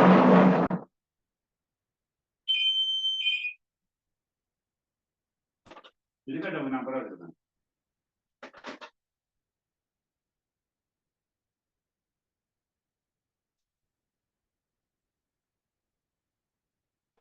இப்போ ஒரு கால் நினைக்கில் இருகாலம் தோன்றும். அப்ப நாங்கள் முயற்சிக்க வேண்டும். சரியோ, முயற்சித்தால் இறைவன் எங்களுக்கு ஓடோடி வந்து உதவி செய்வான் என்றதான் இங்கே முயல்வார்க்கு முன்வந்து உதவுவள் அந்த சக்தியானவள். நாங்கள் அவளை நினைத்து நினைத்து எண்ணி எண்ணி இருக்கும்போது அவள் ஓடி வந்து எங்களுக்கு உதவுவாள். அதான் சொல்லத்தை என்னுள்ளே வந்து இருந்தாலே இருக்க சொல்லித்தாள்தானே. நூல் அறிவின்றி நுண்ணறிவில் நோக்குவார்க்கு, நூல் அறிவு என்பது வரும் புத்தக அறிவு. அந்த புத்தக அறிவை வைத்து மட்டும் இறைவனை அல்லது சக்தியை அடைய முடியாது. அது பரஞானம் இல்லை, அபரஞானம்னு சொல்லுவோம். சரியோ, அந்த நூலறிவோட மட்டும் இல்லாமல் இந்த நுண்ணறிவு, நான் உணர்வு சொல்லும்போது இறைவனை உணர்ந்து அனுபவ ரீதியாக அவனை பற்றிய செய்திகளை நாங்கள் தெளிவடையும் போது அது நுண்ணறிவுன்னு சொல்லுவோம். சொல்லி ஞானம் எப்படி சொல்றோம், நிம்மதியாக சொல்றது கேட்டல், சிந்தித்தல், தெளிதல், கூட ஞானம் என்று பார்த்தாங்க. அந்த ஞானம் எல்லாம் நூல் அறிவு. அந்த ஞானத்தை நாங்கள் உணர்வாக உணர்த்து எங்களுக்குள்ளே அப்படியே அனுபவ ரீதியாக அந்த சிவ இன்பத்தை சிவபோகத்தை அனுபவிக்கும் போது அது நுண்ணறிவாக இருக்கும். அதுதான் பரஞானம் கிடைக்கக்கூடிய, சிவஞானம் கிடைக்கக்கூடிய வழியாக இருக்கும். சரியோ, இப்ப தேவி தரிசனம் தந்த போதும் மக்கள் அறியாது உள்ளனர். அவள் எங்களுக்கு எப்பவும் அவளோட காரணி என்று சொன்னாங்க தானே, உயிர்களுக்கு நன்மை செய்கிற காரணி. அவளுக்கு ஒரு காரணம் இல்லாதவள். அவள் வந்து உயிர்களுக்கு உதவி செய்ய வேண்டும் என்று அவள் ஓடி வந்து இருக்கிறாள். நாங்கள் போறோம் இல்லை. சரியோ, அவள் அப்படி காட்சி அளிக்கிறாள். என்ன, நீங்கள் வந்து போய் செய்யுங்க, உதவி செய்யுங்க, உதவி செய்கிறாள், மந்திரத்தை ஓதுங்க, நல்ல காரியம் செய்யுங்கன்னு சொல்றாள். நாங்க கேட்கிறோம் இல்லை. அப்ப அறியாம இருக்கிறார். சரி, அதுதான் இங்கே வடிவாய் சொல்லுகின்றார்.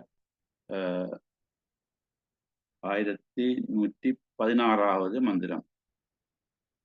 பிதற்றி கழிந்தனர் பேதை மனிதர் முயற்சியின் முத்தி அருளும் முதல்வி கயல்திகள் முக்கணும் கம்பலை செவ்வாய் முகத்தருள் நோக்கமும் முன்னுள்ளதாமே. பிதற்றி கழிந்தனர் பேதை மனிதர் முயற்சியின் முத்தி அருளும் முதல்வி கயல் திகழ் முக்கண்ணும் கம்பலை செவ்வாய் முகந்தருள் நோக்கமும் முன்னுள்ளதாமே. பிதற்றி கழிந்தனர் முந்தி சொன்னாங்களே பிதற்றி என்று சொல்லி, சரியா, அது அவர் கடவுள் இவர் கடவுள் அதுதான் இதுதான் சொல்லி பல புத்தகங்களையும் படித்து தங்களையும் குழப்பி மற்றவர்களையும் குழப்பி கொண்டிருக்கிறவர்கள், சரியா, அவர்கள் இந்த உண்மையை அறியாது, உண்மை நிலைகளை யோசியாது இந்த தர்க்கம் புரிந்து வாதம் பிரதிவாதம் செய்து, சரி, வாக்குவாதம் செய்து, சரியா, அந்த தங்களுடைய வாழ்க்கை எல்லாவற்றையும் வீணாக்கினார்கள். பிதற்றி கழிந்தனர். இந்த பேத மனிதர்கள், அஞ்ஞானத்திலே மூழ்கி இருக்கின்ற, அறியாமையில் உள்ள பாதிக்கப்பட்டிருக்கின்ற இந்த மக்கள் என்ன செய்கிறார்கள்? இந்த உண்மையை பற்றி அறியாது இறைவன் இருக்கிறான், சரியா, அவன் எங்களுக்கு அருள் செய்ய ஆயத்தமா இருக்கிறான், அவனை வணங்கும் போது நீங்கள் இந்த பிறவி துன்பத்தை ஒழித்து முத்தி அடையலாம் என்ற உண்மையை அள்ளி அறியாமல், சரியோ, அதை அவரை பற்றி சொல்லி இவரை பற்றி சொல்லி அவர் தேவர் இவர் தேவர் என்று சொல்லி அந்த அலட்டி கொண்டு விரட்டி கொண்டு தேவையில்லாத கருத்துக்களை சொல்லிக்கொண்டு காலத்தை வீணாக்கி, சரியா, அந்த கெட்டு போறார்கள், வீணாக இல்லாமல் செய்கிறார்கள். அந்த அப்படி இல்லாத மக்கள், பேதை என்று உள்ளது அறிவில்லாதவர்கள், அஞ்ஞானம் உள்ளவர்கள், சரி, வாயில் வந்தபடி ஏதாவது சொல்லிக்கொண்டு, சரியா என்று சொல்லி அந்த மூக்குத்தனமாக நடந்து கொண்டு தங்களுடைய காலத்தை வீணாக்குறார்கள். சரியா? அப்ப அவங்க இந்த உண்மை அறிவு இல்லாதவர்கள், இறைவனை பற்றி சிந்திக்கக்கூடிய அந்த நிலை இல்லாதவர்கள், தாங்கள் நினைச்சுதான் சரி என்று சொல்லி வாக்குவாதப்படுபவர்கள். அவர்கள் என்ன செய்கிறார்கள்? இந்த பயனில்லாத தேவையில்லாத சொற்களை எல்லாம் சொல்லி சொல்லி சொல்லி சொல்லி பிதற்றி தங்களுடைய வாழ்நாளை எல்லாம் வீழ்நாளாக கழிக்கிறார்கள். முயற்சியின் முத்தி அருளும் முதல்வி. முயற்சி என்பது முயற்சியை அதுல அந்த ஏற்கனவே பிதற்றி என்று வந்தபடி முயற்சி என்று சொல்றார். உண்மையில முயற்சி என்று வர வேண்டும். ஆனால் நூலாசிரியருக்கு அந்த அப்படியே அனுசரிக்கக்கூடிய அதிகாரம் இருக்கிறது. முயற்சி பிதற்றி என்று சொல்லி வரும்போது அந்த எதுகை மூனையெல்லாம் சரியா இருக்கும். அதை விட கயற்றி என்று சொல்லி சொல்றார். அப்படி முயற்சியின் முத்தி அருளும் முதல்வி அவள் நாங்கள் செய்கிற முயற்சிக்கு தக்கவாறு நாங்கள் இறைவனை சிந்தித்து சிந்தித்து சிந்தித்து அயரா அன்பு இருக்குதானே, இடைவிடாது இறைவனை நினைக்கும் போது, இறைவனை நினைக்கும் போது, அந்த முயற்சியை செய்யும் போது, சிவபுண்ணியத்தை செய்யும் போது, தொண்டுகளை செய்யும் போது, சரியா, அந்த அப்படியான முயற்சியை செய்யும் போது அந்த சக்தியானவள் என்ன செய்வாள்? முத்தி அருளும். நாங்கள் செய்கிற முயற்சிக்கு தக்க பலனாக கிடைப்பது இந்த பேரின்ப வீடு. சரியோ? அவையா சொல்ற பேரின்பு சொல்லி நெய்தலறம் தீவினை விட்டு இட்டல் பொருள். சரியா? மற்றது ஞான்றும் காதலர் இருவர் கருத்தொருமித்து ஆதரவுப்பட்டது இன்பம் பரனை நிறைந்து இம்மூன்றும் விட்டதே பேரின்ப வீடு. இப்படி முத்தி கிடைக்கிறதுக்கு இந்த அறம்பொருள் இன்பம் எல்லாத்தையும் விட வேணும்.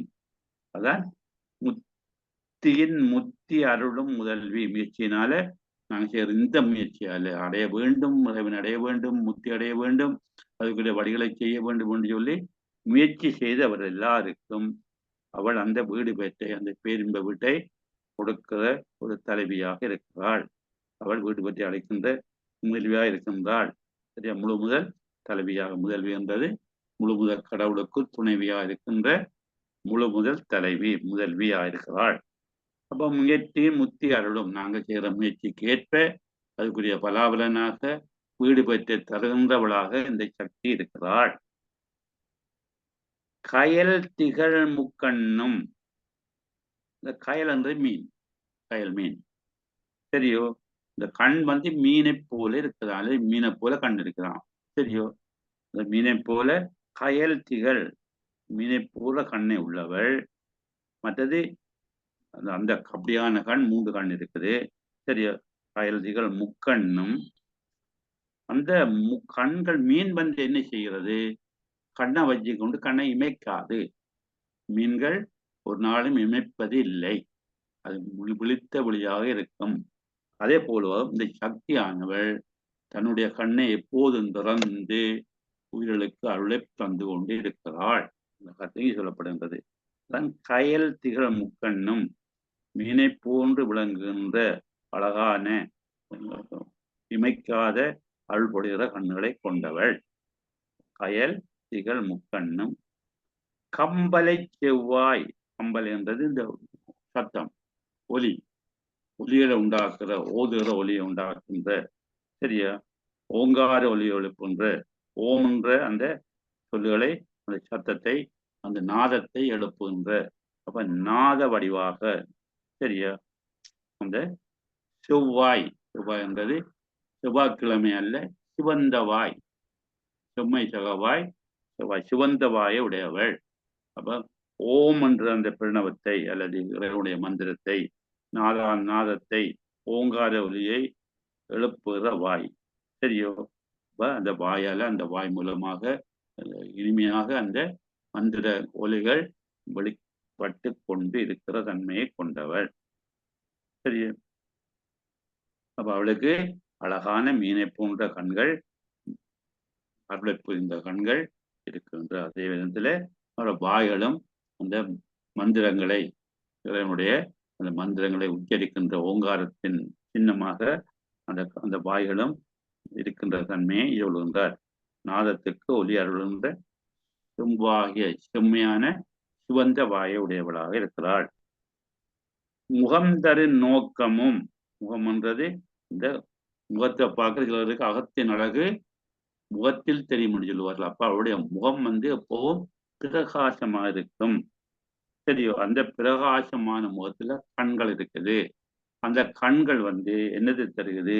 நல்ல பார்வை, நல்ல அருளை அள்ளி வழங்குகிற கண்களாக இருக்கின்றது. அப்படி இன்பத்தை தருகின்ற கண்களை கொண்ட பார்வையை கொண்ட நோக்கு என்றது பார்வை, நோக்கம் என்றது இங்கே பார்வை. நாங்கள் ஒரு சில நோக்கம் என்று சொல்லுவோம், அந்த நோக்கத்துக்குரியதாக இல்லை. ஒரு செயலை செய்யும் போது அதுக்கு ஒரு காரணம் இருக்கணும், ஒரு ஒரு ஒரு ஒரு என்ன விதத்துக்காக செய்கிறோம் என்ற ஒரு பொருள் இருக்க வேண்டும். ஆனா அந்த நோக்கத்தை இங்கே சொல்லவில்லை. அவன் முகத்திலே இருந்து அருளுகின்ற அந்த அழகிய அருமையான பார்வை, சரியா, கருணை பார்வை, கருணை நோக்கம் இருக்கும். அதன் நோக்குன்றது இங்கே பார்வை என்று சொல்லி சொல்கிறார். அப்ப கருணை பொழிகின்ற இன்பத்தை அருளுகின்ற அந்த முகத்திலே உள்ள பார்வையை கொண்டவள். முன்னுள்ளதாமே, இப்ப முன்னுள்ளது என்று சொல்லும் போது இந்த நோக்கு இந்த விஷயம் எல்லாம் எங்களுக்கு முன்னுக்கு நேர தெரியுது. நாங்கள் அவளை அடைய முயற்சிக்கும் போது, அவளை எண்ணி எண்ணி எண்ணி எண்ணி நல்ல காரியங்களை சிவபுண்ணியங்களை செய்யும் போது அவள் என்ன செய்வாள்? இந்த 3 கண்ணாலையும் அவளை தந்து, சரியா, இந்த செம்மையான சிவந்த வாயால இந்த ஓங்காரத்தை நாத ஒலியை எழுப்பி எங்களுக்கு அருமையான அன்பத்தை தருகின்ற கருணையை தருகின்ற பார்வையை தந்து, சரியோ, எங்களுக்கு முன்னுக்கே இருக்கிறாள். முன்னுள்ளதாமே, சரியோ, எங்களுக்கு முன்னுக்கு நேரே எங்களுக்கு அருள் செய்யக்கூடிய, எங்களுக்குள்ளே எங்களுக்கு உள்ளுக்குள்ளே எங்களுக்கு முன்னுக்குள்ளே அல்ல எங்கள் உள்ளத்துக்குள்ளே இருக்கக்கூடிய தன்மையை கொண்டவளாக இருக்கிறாள். உங்களுக்கு முன்னே அவள் இயல்பாக அவள் பழமையானவள். சரியா, முன்னுள்ளது பழமைக்கும் வரும், எங்களுக்கு நேரடியாக முன்னுக்கு இருக்கிறாள் என்றும் வரும். அவ மிக பழமையானவள், எங்களுக்கு உள்ளே இருந்து எங்களை ஆண்டு கொண்டு எங்களுக்கு அருளாட்சி செய்கிறாள் என்று சொல்லி சொல்லப்படுகிறது.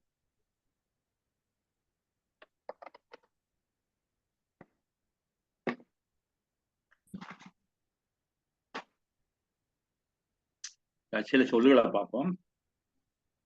கம்பலை என்றது இந்த ஒலி என்று சொல்லுவோம். என்ன ஒலி என்றது? இந்த பிரண ஒலி, நாத ஒலி என்று சொல்லுவோம். கம்பலை என்றது கண்ணீரும் கம்பலையுமா இருக்கிறான்னு சொல்லி நாங்க ஊர்ல சொல்லுவோம். என்ன அப்ப அழுது புலம்பிக் கொண்டே இருக்கிறான். கண்ணீரும் கம்பலையும். கம்பலை என்றது சத்தம், ஒலி, அழுகை, சரியா, நாதாந்தம், பிரண ஒலி, இப்படியெல்லாம் வரும். முயற்சி என்பது முயற்சி, சரியா, நாங்கள் செய்கின்ற இந்த முன்னெடுக்கிற தன்மை. செவ்வாய் என்பது சிவந்த வாய், சரியா, அதாவது இந்த செம்மையான ஒளி, இந்த வாய் மூலமாக இந்த ஒளி பரப்பி கொண்டிருக்கும் ஒளி என்பது செவ்வொளி என்பது நல்ல நன்மையான சில தன்மை கிடைக்கும். முன்னுள்ளது என்றது, சரியா, பார்த்து நாங்கள் முன்னுள்ளதாமே. முன்னுள்ளது என்பது முன்னுக்கு உதவுகிறவள். அவள் முன்னைய காலங்களிலிருந்து கூட இருப்பவள், தொன்மையாக இருப்பவள். முன்னுள்ளது.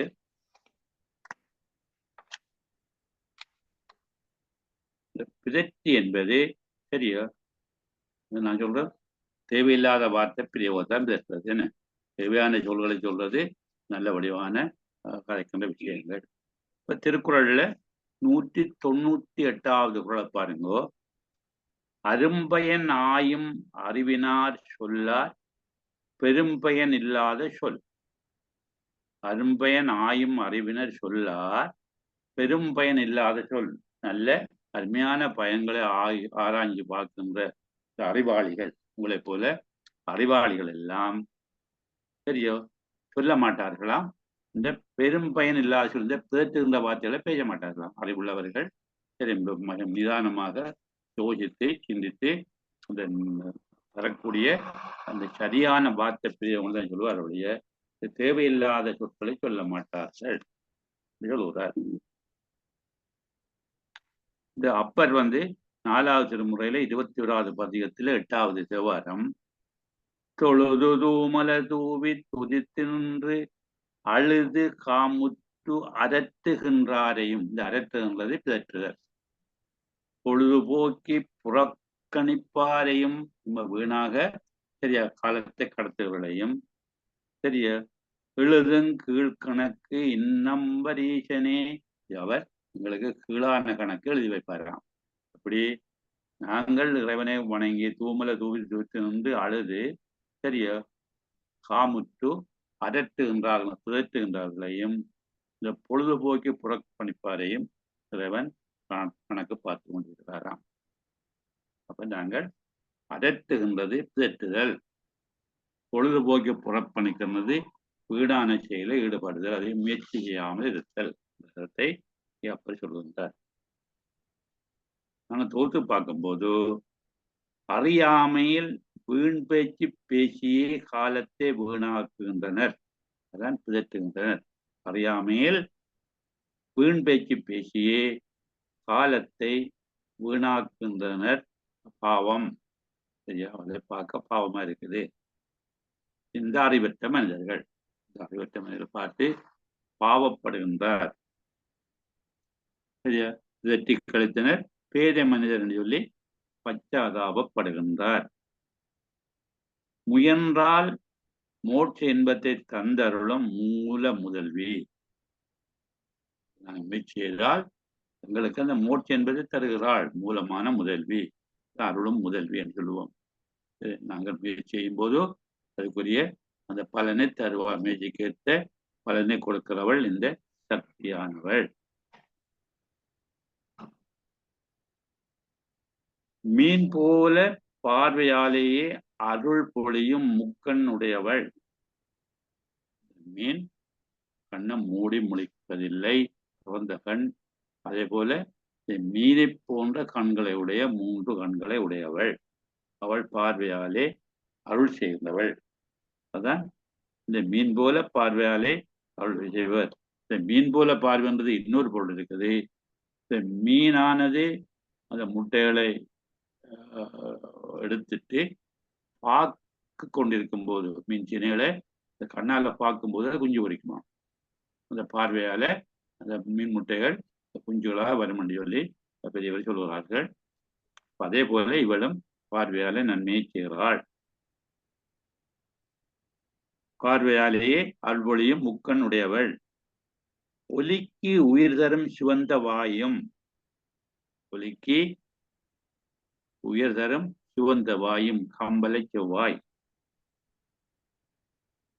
திருவருள் விளங்கும் அருணை பொழியும் அருட்பார்வை அருளும் முகமும், முகத்தருள் நோக்கமும். அதான் திருவருள் விளங்கும் கருணை பொழியும் அருட்பார்வை அருளும் முகமும் முன்னின்று உதவும். முன்னுள்ளதாம் என முன்னின்று உதவும். ஒரு குறிப்பு போடுற, மீன் பார்வையாலவே தன் குஞ்சுகளை பராமரிப்பது போல தலைவி தன் அருட்பார்வையாலேயே 6 உயிர்களுக்கு அன்பு செய்வதால் மீன் போலும் கண்ணென ஓமிக்கப்பட்டது. மீன் பார்வையால குஞ்சு பொறிக்கை செய்கிறது. அதுபோல இவளும் திருவருள் நோக்கத்தால உயிர்களை முத்தி பார்வைக்கு இட்டுச் செல்கின்றாள் சொல்லி அதையும் சொல்கின்றார். இங்கே மீன் போல கண்களை உடையவள் என்று சொல்கிறார். அதே போல மீன் போல கண்களை இமைக்காதவர் என்று சொல்கின்றார். அப்ப பல கருத்துக்களை மீனுக்கு இங்கே ஓமானதாக சொல்லப்படுகின்றது. சரியோ, பிதற்றி கழித்தனர் பேதை மனிதர் முயற்சியின் முத்தி அருளும் முதல்வி கயல் திகழ் முக்கண்ணும் கம்பலை செவ்வாய் முகத்தருள் நோக்கமும் முன்னுள்ளதாமே. அடுத்தது 1117வது மந்திரம். மனமிடமாக கொண்ட மங்கை. இந்த சக்தியானவள் அடியார்களின் உள்ளத்துக்குள்ளே மனத்துக்குள்ளே வந்து குடியிருக்கிறாள். அதான் நாம் பார்த்திருக்கோம். காயமே கோயிலாக, கடிமனம் அடிமையாக, வாய்மையே தூய்மையாக, மனம் மணிலிங்கமாக. சரியான்னு சொல்லி அப்ப இந்த பாட்டு பார்த்துக்கிறோம். சரியா? உள்ளம்பெருங்கோயில் ஊனுடம்பு ஆலயம் வள்ளல் பிரானார்க்கு பாய் கோபுரவாசல் தெள்ளத் தெளிந்தார்க்கு சிவன் சிவலிங்கம் என்று சொல்லி திருமுருகன் சொல்லியிருக்கிறார். அதைத்தான் இங்கேயும் திரும்ப இருக்கிறார். அவர் இந்த மனமிடமாக கொண்ட மங்கை உள்ளத்தை தன்னுடைய இருப்பிடமாக கொண்டு எழுந்திருக்கிறாள் இந்த சக்தியானவள். இந்த உள்நாக்கு பிரதேசம் எங்களுக்கு தெரியும். இந்த அண்ணாக்குன்னு சொல்றோம். உள்நாக்கு நாக்கு நாங்க எடுத்து ஆவண்டு பார்த்தோம் என்றால் நாக்குல குட்டி நாக்குக்குள்ள ஒரு சின்ன ஒரு துவாரம் இருக்கு. அது மேலுக்கு கொண்டு செல்லும் அந்த சக்தியை, அந்த ஆற்றலை, அந்த குண்டலையே மேலே கொண்டு போகக்கூடியது. உள்நாக்கு பிரதேசத்தில் பிறந்த ஒளியே அந்த ஒளியானது, அந்த ஆற்றலானது, அந்த சக்தியானது, அந்த கனலானது, அந்த பிரணவ ஒளியானது மூலாதாரத்தை விளங்காத நிலையில் இருந்தது. அது அப்படியே மூலாதாரத்திலிருந்து மெல்ல மெல்ல மெல்ல மெல்ல மெல்ல மெல்ல இந்த சுழும நாடி வழியாக தொண்டைக்குள்ள வந்து தொண்டையிலிருந்து மேல போய் சரியா இந்தியால புருவனடே திருமலந்திரம் இந்தியால சலமலருக்கு போகும். இப்ப கன்னியும் பிறப்பிடமும் உறைவிடமும் அந்த சக்தியானவள் எங்கே இருக்கிறாள், எங்கே எப்படி இருக்கிறாள்ன்றதை இந்த மந்திரத்தை சொல்லுகின்றார். 1117. உள்ளத்து இதயத்து நெஞ்சத்து ஒரு மூன்றுள் பிள்ளை தடமுள்ளே பேச பிறந்தது வள்ளல் திருவின் வயிற்றினுள் மாமாயை கள்ள ஒளியின் கருத்தாகும் கன்னியே. உள்ளத்து இதயத்து நெஞ்சத்து ஒரு மூன்றுள் பிள்ளை தடம் உள்ளே பேச பிறந்தது வள்ளல் திருவின் வயிற்றினுள் மாமாயை கள்ள ஒளியின் கருத்தாகும் கன்னியே. உங்களுக்கு இங்க பார்க்க வித்தியாசமா இருக்கு. உள்ள மண்டா என்ன, இதய மண்டா என்ன, நெஞ்ச மண்டா என்ன மூன்று ஒன்றுதானே. உள்ள மண்டா ஒன்றுதான். உள்ளம் பெருங்கோயில் சொல்றோம், நெஞ்சத்தாமன்னு சொல்றோம். சரியோ? இதயத்தான மட்டும்தான் சொல்றோம். எல்லாம் ஒன்றுதான் சொல்லப்படுகிறது. கொஞ்சம் கொஞ்சம் வித்தியாசமா இருக்குது தானே. சரியோ? இந்த உள்ளம் இதயம் நெஞ்சம் என்ற மூன்று ஒன்று சொல்லும்போது அதை மனம் புத்தி சித்தம் என்று சொல்லுறாங்க. அந்த கரணம் பார்த்தோன்னாங்களே, அந்த கரணம் 4ல் சரியா மனம் புத்தி சித்தம் அகங்காரம் இந்த மூன்றையும் இந்த உள்ளம் இதயம் நெஞ்சம் என்ற மூன்றையும் விளங்கப்படுத்துகிறார். நாங்கள் அதை அலட்டி கொள்ள தேவையில்லை. அப்ப இந்த மனம் புத்தி சித்தம் மூன்றும் தான் இந்த உள்ளமும் இதயமும் நெஞ்சமும். அதை சொல்லுவார்கள் மனம் என்று சொல்லுவார். இருப்பு, இருப்பு என்றா புத்தி, இருமாப்பு சொல்றதுல வந்தா இருப்பு. எண்ணம் சித்தம், இது மூன்று. அப்ப இந்த மூன்று விஷயங்களும் எங்களுக்குள்ளே இருக்குது.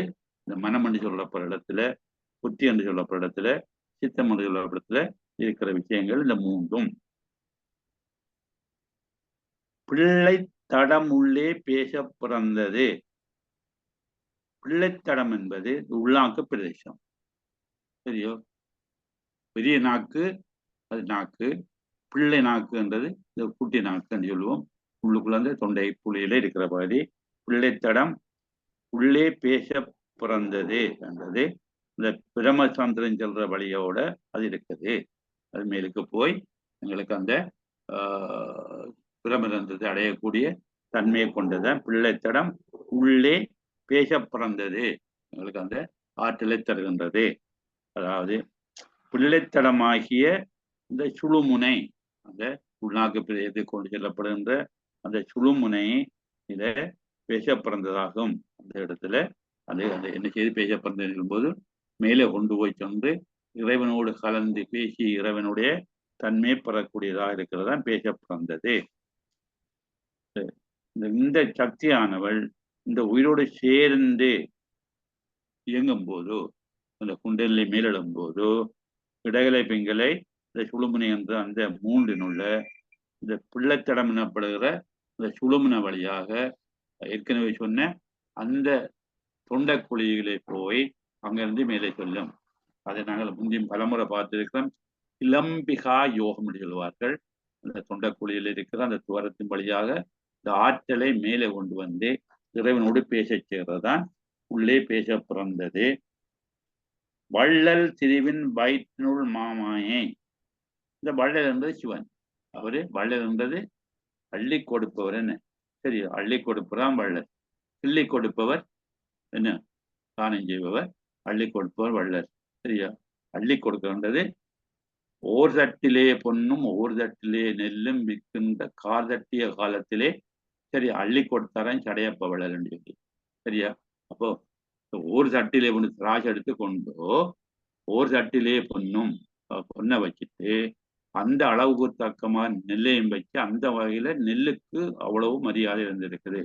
அப்படிப்பட்ட கார் தட்டிய பஞ்ச காலத்துல, மழை இல்லாமல் விளைவில்லாமல் மக்கள் சாப்பிட்ட காலத்துல இவர் அள்ளி அள்ளி கொடுத்தாராம். அதான் வள்ளல் என்பது. வள்ளன்மை வள்ளல் என்பது கேட்காம கொடுப்பது, அள்ளி கொடுப்பது. சரியெல்லாம் வள்ளத்தன்மை. அதே போலதான் இறைவனும் வள்ளல். கேட்காமலே அள்ளி கொடுப்பார். நாங்கள் முயற்சி செய்தால் அவர் அள்ளி கொடுப்பார். வள்ளல் அப்படிப்பட்ட சிவத்தின் அந்த வள்ளலாகிய சிவத்தினுடைய திரிவின், திருவென்றது அந்த ஆணையின்படி கருணையின்படி திருவருடைய சக்தியின்படி திரிவின் வயிற்றினுள் இந்த உள்ளத்தில சரியா மாமாயை இந்த சுத்தமாயை. சரியோ?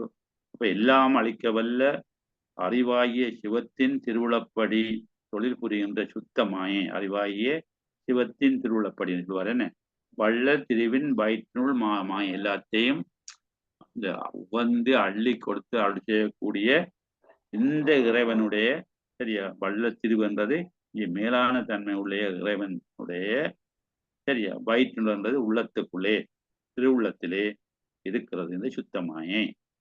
வள்ளலாகி சிவருமான் திருவுருவாகிய அகத்தினுள் இந்த சுத்தமாயை இருக்கின்றது.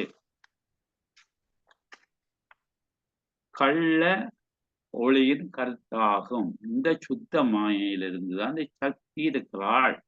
இறைவன் சக்தி, இறைவனுடைய உள்ளத்துக்குள்ளே இந்த சக்தியும் குடியிருக்கிறாள். தூமாயை என்று சொல்லப்படுற சுத்த மாயை வடிவாக இந்த குண்டலினி வடிவாக இந்த சக்தி இருக்கிறாள். கள்ள ஒளியின் கருத்தாகும் கண்ணியே, கள்ளத்தனமாக இருக்கிறாள். வெளிப்படையாக இல்லை. கள்ள ஒளியின், கள்ள ஒளி என்றது கருமையான ஒளி. கருமையான ஒளி என்பது வெளியிலே தெரியாத ஒளி, திரோதான சக்தி என்று சொல்லலாம். சரியோ? அவள் இருட்டில் இருக்கிறாளாக இருப்பாள். உள்ளத்தங்கு வெளியிலே தெரியாமல் மறைந்திருக்கிறாள். கள்ள ஒளியும் கருத்தாகும் கண்ணி அந்த மூலாதாரத்தில் அடங்கிய ஒளியாக இருந்து அவள் அங்கே அந்த உள்ளுக்குள்ளே இருந்து இயக்குகிறாள், சிருஷ்டிய செய்கிறாள். கள்ள ஒளியின் கருத்தாகும் கண்ணி. கண்ணி என்பது இளமத்தன்மை பொருந்தியவள். அவள் பல பிள்ளைகளை பெற்றிருக்கிறாள். இருந்தாலும் கண்ணி கழியாமல் இருக்கிறாள் என்று சொல்வார்கள். கண்ணி என்பது இளமை மாறாமல் இருக்கின்ற பெண்ணை கண்ணி என்று சொல்லுவோம். வெள்ளம் இந்த பிரமா விஷ்ணு ஒரு திருமகேஸ்வரர் என்ற பிரபஞ்சம் எல்லாத்தையும் அவள் தோற்றுவித்தாலும் அவள் கன்னியாக இருக்கிறாள். இந்த கள்ள என்றது மறைவான மறைஞ்சிருக்கிறாள், ஞான வடிவாக இருக்கிறாள். மறைந்து நின்று ஒளி தருகின்ற, ஒளியை தருகின்ற, ஞானத்தை தருகின்ற அந்த தெய்வமாக இருக்கிறாள், கன்னி தெய்வமாக இருக்கிறாள். அப்ப அந்த இறைவன் இருக்கின்ற அதே இடத்தில் இந்த சக்தியை மறைந்திருந்து அந்த அருள் ஒளியை பரப்பி கொண்டிருக்கிறத கள்ள ஒளியின் கருத்தாகும் கண்ணியே.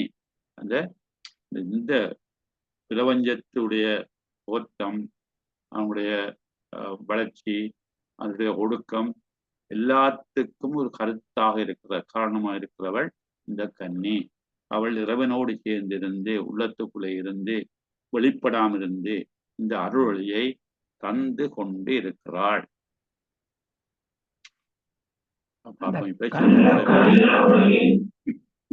அந்த மாமாயை கள்ள ஒளி என்று இயற்கையா? என்னையா மாமாயை கள்ள ஒளி? ஓ, அதான் மாமாயை என்று சொல்லப்படுகின்ற சக்தியானவள் இந்த மறைந்து நின்று ஒளி தருகிறாள். இதுக்கு அடம்பியா வராது கொண்டு பார்த்தேன். என்னையா மாமாய அன்னைக்கு அந்த சக்தி என்ன சொல்றீங்க? சக்தி ஓ என்ற விளக்கம். மாமாய சக்தி கள்ள ஒளி. ஓ மாமாயை என்று சொல்லப்படுகின்ற இந்த மறைவாக இருந்திருக்கின்ற ஒளி, சுத்தமாய் என்று சொல்லப்படுகிற இந்த சக்தி மறைந்திருந்து ஒளியை தருகிறாள், உயிர்களுக்கு நல்ல ஆற்றலை தருகிறாள் அப்படின்னு நாங்கள் எடுக்கணும். சரியா? உள்ளம் இதே நெஞ்சம் அப்படின்னு பார்த்த நாங்கள் இந்த மனம் புத்தி சித்தம் என்று பார்த்த நாங்கள் மனமண்டலம் என்று சொல்லலாம். அதை சாஸ்திரம் அநாகதம் என்று சொல்லி அப்படியா சொல்றார்கள். நாங்கள் மனம் புத்தி சித்தம் என்று சொல்லலாம். உள்ளம் என்றது மனம். மனம் தை சத அகங்காரத்திலிருந்து வருவது. நீங்க படிச்சிருப்பீங்க 36 தத்துவங்களை படிக்கும் போது மனம் தை சத அகங்காரத்திலிருந்து வரும். அது இதயம் என்பது புத்தி, அது சாத்வீகம் மிகுந்து ஏனைய குணங்கள் குறைஞ்சிருக்கிற ஒரு தன்மை, அதான் இதயம் சொல்றது. நெஞ்சம் என்பது சித்தம், சித்தம் என்பது 3 குணங்கள், சாத்விகம் ராசதம் தாமதம் என்ற 3 குணங்களும் சமமாக இருக்கின்ற ஒரு தன்மை. அதாவது அந்த 3க்கும் 3 விதமான தன்மை வரும். மனம் என்பது சரியா உள்ளம், அது தைசலாக என்பது சரியோ. இதயம் என்பது புத்தி, அது சாத்விகம் கூடி ஏனைய குணங்கள் ஏனைய 2ம் குறைஞ்சிருக்கும். அது சித்தம் என்பது நெஞ்சம் என்பது சித்தம், அது 3 குணங்களும் சாத்விகம் ராசதம் தாமதம் என்ற 3 குணங்களும் சமமாக இருக்கின்ற ஒரு தன்மை, ஒரு நிலைமை, ஒரு அவதாரம் என்று சொல்வார்கள். அவதாரம் என்றால் இயல்பு அல்லது நிலைமை. பிள்ளை தடமுடனே பேச பிறந்தது. இந்த 3 அவதாரமாகிய 3 தன்மையாகிய இந்த மனத்துடன், மனம் புத்தி சித்தமன்றத்துடன் ஆன்மா பூர்வ மத்தியில கடைசியாக என்ன செய்து 6 ஆதாரத்தையும் கடந்து இந்த உண்ணாக்கு வழியாக அது புருவ நடுவுக்கு செல்லுது. சரியா? அப்படி புருவ நடுவுல செல்லும் போது அது சாக்கிரம் என்று சொல்லுவோம். என்ன சரியா? 5 அவத்தையில பார்த்த நாங்கள் சாக்கிரம், சொப்பனம், துளுத்தி, துரியம், துரியாதீதம் வந்து நெற்றி பொட்டுல சாக்கிர நிலையிலிருந்து இருக்கும்போது எங்களுக்கு நாங்கள் இந்த தியானம் பண்ற சொல்லுவார்கள், மூக்கு நுனியை பார்த்துட்டு புருவ நடுவில் உங்களோட மனத்தை செலுத்துங்கன்னு சொல்லுவார்கள். அப்படி அந்த புருவ நடுவுல செலுத்தும் போது அந்த 3 நாடி நாளங்கள் எல்லாம் சேர்ற இடம் சந்தி என்று சொல்லுவோம். அது சேரும் போது எங்களுக்கு இந்த ஒளி விதமான ஒளி சேருகின்ற தன்மை இருக்கும். அது தியானத்துக்குரிய அறிகுறியாக சொல்லப்படுகின்றது. அப்ப அந்த தன்மை இருக்கின்றது, தியானத்துக்குரிய தன்மை இருக்கிறது. இந்த பிள்ளைத்தடம் என்று சொல்லும்போது, அதாவது அந்த மூலாதாரம் இடத்திலிருந்து மேல் நோக்கி செல்லுகின்ற போதும் இந்த புருவ நடுவுல சக்தி ஒரு சக்தியாக ஒளியாக வெளிப்படுவாள். பிள்ளைத்தடம் என்பது அண்ணாக்கு, மேல்நாக்கு, 4 விரக்கடை உள்ள சிறுவழி, சுழுமுனை அப்படிதான் சொல்லுவோம். சரியோ? கடம் என்பது சரியா உண்மையில ஒரு சின்ன குளம். என்ன சரியா? கடம் என்பது சின்ன குளம், உள்நாக்கில் உள்ள துவாரம், மற்றது இந்த சுழுமுனை இதெல்லாம் சொல்லப்படுது. இங்கே பேசுதல் என்பது தியானித்தல். சரியோ? வயிற்றுள் பேச பிறந்தது. பேச பிறந்தது தியானிக்க தன்மை, தியானிக்கக்கூடிய தன்மை. மாமாய் என்பது சுத்தமாயை. கள்ள ஒளி விளங்காத ஒளி, சக்தியினுடைய ஒளி, மறைவாக இருக்கின்ற ஒளி, உயிர்களுக்கு நன்மை தருகின்ற ஒளி, மறைக்கும் ஒளி. இந்த குண்டலி மூலாதாரத்தில் உள்ள போது ஒளி இருந்தாலும் அது வெளியிலே தெரியாமல் இருக்கும். மூலாதாரத்துல இந்த குண்டலி இருக்கிறது எங்களுக்கு தெரியாது, பார்க்கல. அது குண்டலி சக்தி இருக்குன்னு சொல்றாங்க, ஒருவரும் நிறைய பார்த்த மாதிரி இல்லை. கன்னி என்பது இங்கே பராசக்தி. இந்த உலக தோற்றத்தை எல்லாம் செய்தாலும் கூட அவள் இளமைத்தன்மை உள்ளவளா இருக்கிறாள். சக்தி ஞானமே வடிவாக தோன்றுவதாள். வள்ளல் திரு என்பது வள்ளலாகிய பரமசிவன் எல்லாவற்றையும் அளிக்கக்கூடிய தன்மை உள்ளவர். நாங்கள் தோத்து பார்க்கும்போது மனம் புத்தி இதயம் சித்தம் எண்ணம் என்னும் 3ஐயும் இயக்கி அருளுபவள் சக்தி. மனம் புத்தி சித்தம், அதாவது மனம் என்றது புத்தி, அடுத்தது புத்தி என்பது இதயம், சித்தம் என்பது எண்ணம், என்னும் 3ஐயும் இயக்கி அருளுபவள் சக்தி. மனம் புத்தி சித்தம் என்னும் 3ஐயும் இயக்கி அருளுபவள் சக்தி. இடகலை பிங்கலை இவற்றோடு பிள்ளைத்தடமென பேசப்படும் குழுமுனை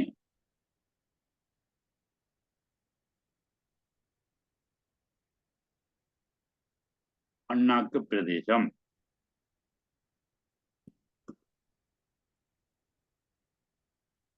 இங்கே நாத ஒலி போன்ற நடமிடுபவள் அவளே. அதாவது தியானத்தன்மை பேசப்படுகின்றது என்று சொல்றது. நாத ஒலி தோன்றினால் அங்கே தியான நிலை ஏற்படும் என்றுதான் கருத்து. இங்கே நாத ஒலி தோன்ற பேச பிறந்த நடமிடுபவள் அவளே. தமிழில் பேச பிறந்து எல்லா நலன்களும் அருள வல்ல சிவப்பரம்பொருளின் எல்லா நலன்களும் அருள வல்ல சிவப்பரம்பொருளின் வள்ளல் திரு அப்படி சொல்லுவோம். திருவருள் துணையால் எல்லாம் வல்ல எல்லா நலன்களையும் அருள வல்ல சிவப்பொருளின் அல்லது வள்ள திருவின் திருவருள் துணையால் மூலாதாரத்தில் மறைந்திருக்கும்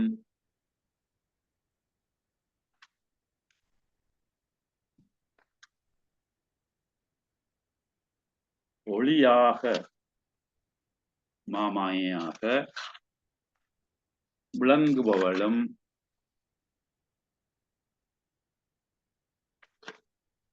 மறைந்திருக்கும் ஒளியாக மாமாயாக விளங்குபவளும் என்றும் இளமை மாறாத கன்னியாக இருக்கும் இரவியே ஆவாள். என்றும் இளமை மாறாத கன்னியாக இருக்கும் இரவியே ஆவாள்.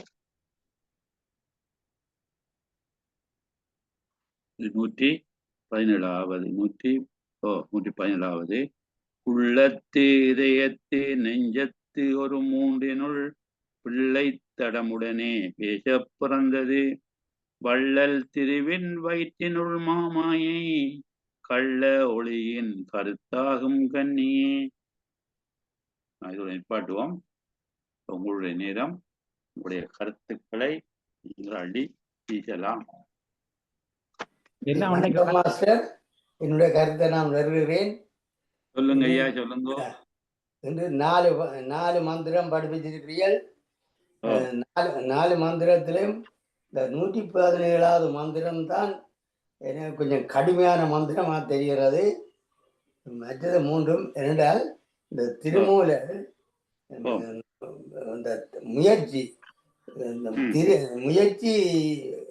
திருமூலரின் முயற்சியின் பிரகாரம் அவர் ஞானத்திலிருந்து ஞானத்தின் மூலம் தான் கண்டு அனுபவிச்சு உணர்ந்தவற்றை நாங்கள் எங்களுக்கு தான் பெற்ற இன்பம் மற்றவர்களும் பெறுவோம் என்ற நோக்கத்துக்காக அழகிய தமிழில இலக்கண பிசகு இல்லாமல் அந்தாதி முறையில இந்த மந்திரங்களை தந்திருக்கிறார். மந்திரம் எங்களுக்கு பார்வைக்கு இருக்கும் பொழுது இலகு மாதிரி தெரியும். ஆனால் இந்த பொருள் மிக கடுமையானவை. இன்று நீங்க படிப்பித்தது என்னென்றால் திருமூலர் தான் கண்டு அனுபவித்தது என்று சொன்னால் இந்த வைரவியாகிய சக்தியானவள் ஆதியும் அந்தவும் ஆதியாய் அனாதியாய் காரணி அற்றவளாய் சோதியாய் சோதி இல்லாதவளாக சுகபர சுந்தரி சுகத்தை கொடுக்கின்ற அழகி அவள். மாது சமாதி மனோன்மணி மங்கரி ஓதியன் உள்ளத்துடன் இருந்தார் என்றால் திருமூலருடைய உள்ளத்துல இருந்து செயற்பட்டு கொண்டிருக்கிறார் என்று சொல்லித்தான் இந்த மந்திரம் முதல் மந்திரம். எனவே இத்துடன் நான் நிறைவு செய்து கொண்டு மற்றக்கு இடம் கொடுக்கிறேன். நன்றி, வணக்கம். நீங்கள் அந்த கடையா அப்படித்தான் கஷ்டம் முடியுங்களே, அது ஒன்றும் இல்லை. உள்ளம் இதே நெஞ்சம் அது கொஞ்சம் அது பொருள் வித்தியாசம் இருக்கு. ஏனென்றால் இந்த இந்த பொருளை வெளியாக கொண்டு இல்லை இல்ல பிள்ளைத்தனம் நாங்கள் அதை பிள்ளைய கொண்டு வரதானே படிக்கிறோம் ஐயா முடிஞ்சுதோ ஐயா நிப்பாட்டவோ இல்லம்மா முடியல சரி. நேரம் போகுதா இல்ல கேக்குறேன் நீங்க கதைக்கிறீங்களா நாங்க இல்ல இந்த பாட்டு மந்திரம் தான் கதைக்கலாம். வகுப்பு முடிஞ்சாம்மா இது இப்ப நாங்க டிஸ்கஷன் இல்ல அதான் நான் சொல்றேன் அப்ப நிப்பாட்டட்டும் இத ரெக்கார்டிங் அதுக்கு அதை நிப்பாட்டுங்க இது நாங்கள் கருத்தாடல் தானே